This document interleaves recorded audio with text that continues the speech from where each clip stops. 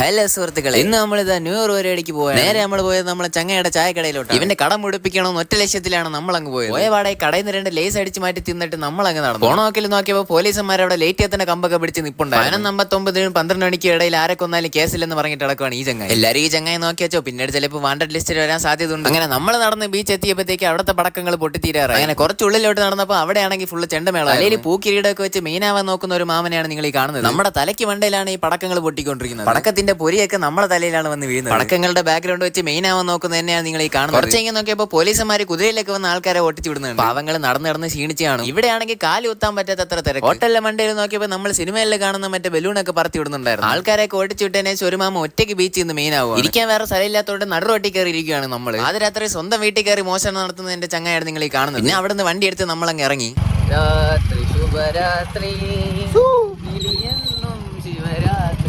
പാട്ടൊക്കെ പാടി ചില്ലായി പോകുന്ന നമ്മളെയാണ് നിങ്ങൾ ഈ കാണുന്നത്. അവസാനം വീടെത്തിയപ്പോൾ ഞാൻ വീടിന്റെ വെളിയിൽ ലോക്കായി. പിന്നെ ഉറങ്ങിക്കിടന്ന താത്തയെ വിളിച്ചേപ്പിച്ചാണ് ഞാൻ കഥ തുറപ്പിച്ചത്. പിന്നെ എന്റെ റൂമിൽ പോയി ഞാൻ നേരെ ഫ്ലാറ്റായി. അപ്പൊ ബാക്കി അടുത്ത വ്ളോഗിൽ.